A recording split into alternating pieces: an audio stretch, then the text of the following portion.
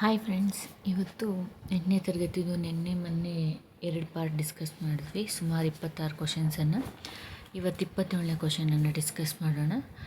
ಬಾವಿ, ಸರೋವರ ಮತ್ತು ಕಾಲುವೆಗಳಲ್ಲಿನ ನೀರನ್ನು ಜಮೀನುಗಳಿಗೆ ಹಾಯಿಸಲು ಕೆಳಗಿನವುಗಳಲ್ಲಿ ಯಾವುದರ ಸಹಾಯ ಬೇಕಾಗಿದೆ? ಜಾನುವಾರುಗಳ ಸಹಾಯ ಬೇಕಾಗಿದೆ, ಕರೆಕ್ಟು. ಮನುಷ್ಯರ ಸಹಾಯ ಬೇಕಾಗಿದೆ, ಕರೆಕ್ಟು. ಸಿ ಯಾವುದು ಅಲ್ಲ ಅಂತ ಕೊಟ್ಟಿದ್ದಾರೆ, ರಾಂಗು. ಸೊ ಆಪ್ಷನ್ ಡಿ ಏನು ಕೊಟ್ಟಿದ್ದಾರೆ? ಜಾನುವಾರು ಮತ್ತು ಮನುಷ್ಯ ಎರಡು ಬೇಕಾಗಿದೆ. So option D is the correct answer. Next question ನೋಡೋಣ. 28. ಬಾವಿಗಳು, ಸರೋವರಗಳು ಮತ್ತು ಕಾಲುವೆಗಳಿಂದ ನೀರೆತ್ತಲು ಈ ಕೆಳಗಿನ ಯಾವ ಸಾಂಪ್ರದಾಯಿಕ ವಿಧಾನಗಳನ್ನು ಬಳಸುತ್ತಾರೆ? ಯಾವ ಸಾಂಪ್ರದಾಯಿಕ ವಿಧಾನಗಳನ್ನು ಬಳಸುತ್ತಾರೆ ಅಂತ ನೋಡೋಣ. ಅಗಳು ಇದನ್ನು ಯೂಸ್ ಮಾಡ್ತಾರೆ. ಸರಳಿ ಪಂಪುಗಳನ್ನು ಸಹ ಯೂಸ್ ಮಾಡ್ತಾರೆ. ರಾಹಟ್ ಅಂದರೆ ಈ ಮೇಲಿನ ಎಲ್ಲವೂ ಸಹ ಬಾವಿಗಳು, ಸರೋವರಗಳು ಮತ್ತು ಕಾಲುವೆಗಳಿಂದ ನೀರನ್ನೆತ್ತಲು ಉಪಯೋಗಿಸುವಂತಹ ಸಾಂಪ್ರದಾಯಿಕ ವಿಧಾನಗಳಾಗಿದೆ. ಸೊ ಹಾಗಾಗಿ ಎಲ್ಲ ಕೂಡ ಕರೆಕ್ಟು. Next question. ನೀರಾವರಿ ಆಧುನಿಕ ವಿಧಾನಗಳು ಯಾವುವು? ಸೊ ತುಂತುರು ವಿಧಾನವೂ ಆಧುನಿಕ ವಿಧಾನನೇ. ಹನಿ ನೀರಾವರಿ ಪದ್ಧತಿ ಕೂಡ ಆಧುನಿಕ ವಿಧಾನನೇ. ಇದರಿಂದ ತುಂಬ ನೀರು ಇಲ್ಲದೆ ಪ್ರದೇಶದಲ್ಲಿ ಕಡಿಮೆ ನೀರನ್ನು ಉಪಯೋಗಿಸ್ಕೊಂಡು ವ್ಯವಸಾಯ ಮಾಡೋಕ್ಕೆ ಅನುಕೂಲವಾಗುವಂತೆ ಎರಡು ವಿಧಾನಗಳನ್ನು ನಾವು ಉಪಯೋಗಿಸ್ಕೋಬೋದು. ಸೊ ಒಂದನೇದು ಕರೆಕ್ಟಾಗಿದೆ, ಎರಡನೇದು ಕರೆಕ್ಟಾಗಿದೆ. ಮಳೆ ಆಧುನಿಕ ವಿಧಾನ ಅಲ್ಲ. ಅದು ಮಳೆ ಯಾವಾಗ ಬೀಳುತ್ತೋ ಆವಾಗ ಅದನ್ನು ಅನುಸರಿಸ್ಕೊಂಡು ಬೆಳೆ ಮಾಡ್ಕೋಬೇಕು ನಾವು. ಸೊ ಆಪ್ಷನ್ ಡಿ 1 ಮತ್ತು 2 ಎರಡೂ ಕರೆಕ್ಟಾಗಿರೋಂಥ ಆನ್ಸರ್. Next question. ಕಳೆ ಕೀಳುವಿಕೆಯಿಂದ ಇತರೆ ಸಸ್ಯಗಳಿಗಾಗುವ ಅನುಕೂಲಗಳು ಈ ಕೆಳಗಿನಲ್ಲಿ ಯಾವುವು ಅಂತ. ಸೊ ಈ ಕಳೆ ಇದ್ದರೆ ಏನಾಗುತ್ತಪ್ಪ ಅಂದರೆ ಬೇರೆ ಸಸ್ಯಗಳಿಗೆ ನಾವೇನು ಬೆಳೆ ಬೆಳ್ತಿರ್ತೀವೋ ಆ ಸಸ್ಯಗಳಿಗೆ ಏನು ನೀರು ಒದಗಿಸ್ತೀವಿ, ಪೋಷಕಾಂಶಗಳು ಒದಗಿಸ್ತೀವಿ, ಅದನ್ನೆಲ್ಲ ಈ ಕಳೆ ಗಿಡಗಳು ಅಂದರೆ ವೇಸ್ಟ್ ಗಿಡಗಳು ಉಪಯೋಗಿಸ್ಕೊಳ್ತವೆ. ಆವಾಗ ಆ ಬೆಳೆಗೆ, ಆ ಸಸ್ಯಗಳಿಗೆ ಬೇಕಾದಂಥ ಪೋಷಕಾಂಶಗಳು ಸರಿಯಾದ ರೀತಿಯಲ್ಲಿ ಸಿಗಲ್ಲ.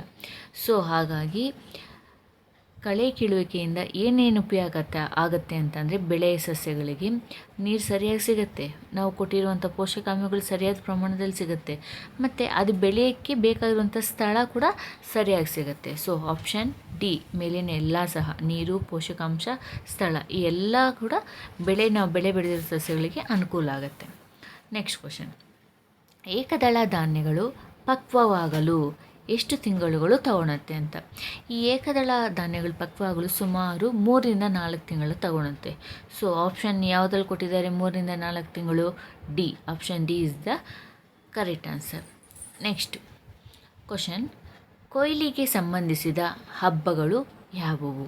ಸಂಕ್ರಾಂತಿ ಹಬ್ಬ ಕೂಡ ಅದಕ್ಕೆ ಸಂಬಂಧಿಸಿರೋದು, ಬೈಸಾಖಿ ಕೂಡ, ಹೋಳಿ, ಈ 3 ಹಬ್ಬಗಳು ಸಹ ಕೊಯ್ಲಿಗೆ ಸಂಬಂಧಿಸಿದ ಹಬ್ಬಗಳಾಗಿವೆ. Next question. ಮೀನಿನಿಂದ ಯಾವ ಎಣ್ಣೆ ಪಡೆಯಬಹುದು? ಮೀನಿನಿಂದ ನಾವು ಪಡೆಯುವಂಥ ಎಣ್ಣೆ ಯಾವುದು ಅಂತಂದರೆ ಕಾಡ್ ಲಿವರ್. ತುಂಬ ಜನಕ್ಕೆ ಈ ವಿಟಮಿನ್ ಡಿ ಕೊರತೆ ಇರುತ್ತೆ, ಅವರಿಗೆ ಮೀನಿನ ಎಣ್ಣೆ ಮಾತ್ರೆಯಿಂದ ಕೊಡ್ತಾರೆ. ಸೊ ಅದು ಈ ಕಾಡ್ ಲಿವರ್ ಆಯಿಲಿಂದ ತಯಾರು ಮಾಡಿರೋದಾಗಿರುತ್ತೆ. So option A cod liver oil. Next question. ಮೀನಿನಿಂದ ಸಿಗುವ ಜೀವಸತ್ವ ಯಾವುದು? Vitamin D. So option A is the correct answer.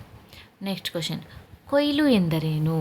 ಕೊಯ್ಲು ಅಂತಂದರೆ ಏನಪ್ಪ ಅಂತಂದರೆ ನಾವು ಯಾವುದಾದ್ರೂ ಒಂದು ಬೆಳೆ ಬೆಳೆದಿರ್ತೀವಿ, ಆ ಬೆಳೆಯನ್ನು ನೀಟಾಗಿ ಕಟ್ ಮಾಡಿ, ಅಂದರೆ ಬೆಳೆ ಪಕ್ವಗೊಂಡಾಗ ಅದನ್ನು ಕಟ್ ಮಾಡಿ ಒಂದು ಕಡೆ ಸ್ಟೋರ್ ಮಾಡೋದಕ್ಕೆ ನಾವು ಕೊಯ್ಲು ಅಂತೀವಿ. ಸೊ ಒಂದನೇದು ಏನು ಕೊಟ್ಟಿದ್ದಾರೆಪ್ಪ ಅಂತಂದರೆ ಪಕ್ವವಾದ ಬೆಳೆಗಳನ್ನು ಕೈಗಳಿಂದ ಕತ್ತರಿಸುವುದು, ಕರೆಕ್ಟಾಗಿದೆ. ಎರಡನೇದು ಏನು ಕೊಟ್ಟಿದ್ದಾರೆ? ಪಕ್ವವಾದ ಬೆಳೆಗಳನ್ನು ಯಂತ್ರಗಳಿಂದ ಕತ್ತರಿಸುವುದು, ಎರಡೂ ಕರೆಕ್ಟಾಗಿದೆ. ಸೊ ಆಪ್ಷನ್ 1 ಮತ್ತು 2 ಕರೆಕ್ಟಾಗಿದೆ. ಇನ್ನು ಮೂರನೇದು ಏನು ಕೊಟ್ಟಿದ್ದಾರೆ? ಪಕ್ವವಾದ ಬೆಳೆಗಳನ್ನು ಕತ್ತರಿಸುವುದಿಲ್ಲ. ಕೊಯ್ಲು ಅಂದ್ರೆ ಬೆಳೆಯನ್ನು ಕಟ್ ಮಾಡೋದು. ಸೊ ಇವ್ರು ಕತ್ತರಿಸೋದಿಲ್ಲ ಅಂತ ಕೊಟ್ಟಿದ್ದಾರೆ ಅಂದರೆ ಅದು ರಾಂಗ್ ಅಂತ ಗೊತ್ತಾಯಿತು. ನೆಕ್ಸ್ಟ್ 4ನೇದು ಕೊಟ್ಟಿದ್ದಾರೆ ಏನು? ಪಕ್ವವಾದ ಬೆಳೆಗಳನ್ನು ಹಸುಗಳು ತಿನ್ನುತ್ತವೆ, ರಾಂಗ್. ಸೊ ಆಪ್ಷನ್ 1 ಮತ್ತು 2 ಕರೆಕ್ಟಾಗಿದೆ. ಸೊ ಆಪ್ಷನ್ ಬಿಯಲ್ಲಿ 1 ಮತ್ತು 2 ಅಂತ ಕೊಟ್ಟಿದ್ದಾರೆ, ಅದು ಕರೆಕ್ಟಾಗಿರುವಂತಹ ಆನ್ಸರ್ ಆಗಿದೆ. Next question. ಹುಲ್ಲುಗಳಿಂದ ಕಾಳುಗಳನ್ನು ಬೇರ್ಪಡಿಸುವ ಕ್ರಿಯೆ ಇದಾಗಿದೆ. ಸೊ ಏನಂತ ಕರಿತೀವಿ ಅಂತಂದರೆ ಒಕ್ಕಣೆ ಅಂತ ಕರಿತೀವಿ, ಹುಲ್ಲುಗಳಿಂದ ಕಾಳುಗಳನ್ನು ಬೇರ್ಪಡಿಸುವ ಕ್ರಿಯೆಗೆ. ಸೊ ಒಕ್ಕಣೆ ಅನ್ನೋದು ಎಷ್ಟನೇ ಆಪ್ಷನ್ನಲ್ಲಿದೆ? ಸಿ ಕರೆಕ್ಟಾಗಿದೆ. Next question. 37 ಸರಿಯಾದ ಕ್ರಮದಲ್ಲಿ ಜೋಡಿಸಿ. ಇಲ್ಲೇನಪ್ಪ ಕೊಟ್ಟಿದ್ದಾನೆ ಅಂದರೆ, ಒಂದು ಬೆಳೆ ಬೆಳಿಬೇಕಾದ್ರೆ ಅದಕ್ಕೆ ಬೆಳೆ ಬೆಳೆಯೋಕ್ಕೆ ಮುಂಚೆ ಏನೇನು ವ್ಯವಸ್ಥೆ ಮಾಡ್ಕೋಬೇಕು ಅನ್ನೋದನ್ನು ಡಿಸಾರ್ಡರ್ ಆಗಿ ಕೊಟ್ಟಿದ್ದಾರೆ. ಸೊ ನಾವು ಒಂದು ಕಡೆಯಿಂದ ಯಾವ್ಯಾವುದು ಅಂತ ನೋಡೋಣ. ಇಲ್ಲೇನೇನು ಕೊಟ್ಟಿದ್ದಾರೆ, ಬೆಳೆಯನ್ನು ಕಾರ್ಖಾನೆಗೆ ಕಳಿಸೋದು, ಅದು ಲಾಸ್ಟಲ್ಲಿ ಬರುತ್ತೆ. ನೀರಾವರಿ, ಕೊಯ್ಲು, ಬಿತ್ತನೆ, ಜಮೀನನ್ನು ಉಳುಮೆ ಮಾಡುವುದು, ಗೊಬ್ಬರ ಪೂರೈಕೆ, ಮಣ್ಣನ್ನು ಸಿದ್ಧಗೊಳಿಸುವುದು. ಒಂದು ಬೆಳೆ ಬೆಳಿಬೇಕು ಅಂದರೆ ಫಸ್ಟ್ ನಾವೇನು ಮಾಡಬೇಕು, ಜಮೀನನ್ನು ಉಳುಮೆ ಮಾಡಬೇಕು. ಉಳುಮೆ ಮಾಡಿದ್ದಾದಮೇಲೆ ಮಣ್ಣನ್ನು ಸಿದ್ಧಗೊಳಿಸ್ಬೇಕು. ಮಣ್ಣು ಸಿದ್ಧಗೊಳಿಸಿದಾದ್ಮೇಲೆ ಬಿತ್ತನೆ ಮಾಡ್ತೀವಿ. ಬಿತ್ತನೆ ಮಾಡಿಬಿಟ್ರೆ ಆಗೋಯ್ತಾ, ಅದಕ್ಕೆ ಬೇಕಾದಂತಹ ಗೊಬ್ಬರ ಪೂರೈಕೆ ಮಾಡಬೇಕು. ಗೊಬ್ಬರ ಪೂರೈಕೆ ಮಾಡಿದ್ಮೇಲೆ ನೀರಾವರಿ ಸರಿಯಾಗಿದೆಯಾ ಇಲ್ವಾ ಅಂತ ಚೆಕ್ ಮಾಡಬೇಕು. ನೀರಾವರಿ ಎಲ್ಲ ಕೊಟ್ಟು ಬೆಳೆ ಎಲ್ಲ ಚೆನ್ನಾಗಿ ಮಾಡಿದ್ಮೇಲೆ ಕೊಯ್ಲು ಮಾಡಬೇಕು. ಕೊಯ್ಲು ಮಾಡಿಬಿಟ್ಟು ಒಂದು ಕಡೆ ಇಟ್ಬಿಟ್ರೆ ಆಗುತ್ತಾ, ಇಲ್ಲ, ಆ ಬೆಳೆಯನ್ನು ನಾವು ಕಾರ್ಖಾನೆಗೆ ಕಳಿಸ್ಬೇಕು. ಸೊ ಇದು ಕರೆಕ್ಟಾಗಿರೋ ಪ್ರೊಸೀಜರ್. ಮೊದಲು ಏನು ಮಾಡಬೇಕು, ಜಮೀನನ್ನು ಉಳುಮೆ ಮಾಡಬೇಕು. ತದನಂತರ ಮಣ್ಣನ್ನು ಸಿದ್ಧಗೊಳಿಸ್ಬೇಕು. ಅದಾದಮೇಲೆ ಬಿತ್ತನೆ ಮಾಡಬೇಕು. ಬಿತ್ತನೆ ಮಾಡಿದ್ಮೇಲೆ ಗೊಬ್ಬರ ಪೂರೈಕೆ ಮಾಡಬೇಕು. ಗೊಬ್ಬರ ಪೂರೈಕೆ ಮಾಡಾದಮೇಲೆ ನೀರಾವರಿ ಸರಿಯಾಗಿ ಕೊಡಬೇಕು. ಇದೆಲ್ಲ ಆದಮೇಲೆ ಫಸಲು ಚೆನ್ನಾಗಿ ಬಂದಮೇಲೆ ಕೊಯ್ಲು ಮಾಡಬೇಕು. ಕೊಯ್ಲು ಮಾಡಿದ್ಮೇಲೆ ಅದನ್ನು ಬೆಳೆಗೆ ಕಾರ್ಖಾನೆಯನ್ನು ಕಳಿಸ್ಬೇಕು. ಇದು 8ನೇ ತರಗತಿ ಭಾಗ 1ರಲ್ಲಿ ಮೊದಲನೇ ಪಾಠದಲ್ಲಿ ಕೇಳಬಹುದಾದಂತಹ ಕೆಲವೊಂದು ಮಲ್ಟಿಪಲ್ ಚಾಯ್ಸ್ ಕ್ವಶನ್ಸ್. ಇದು ಪಾರ್ಟ್ 3. ಸೊ ನಾಳೆ ಇನ್ನೊಂದು 2ನೇ ಪಾಠನ ಡಿಸ್ಕಸ್ ಮಾಡೋಣ. ಅದರಲ್ಲಿ ಬರೋ ಮಲ್ಟಿಪಲ್ ಚಾಯ್ಸ್ ಕ್ವಶನ್ಸ್ ಬಗ್ಗೆ ಡಿಸ್ಕಸ್ ಮಾಡೋಣ.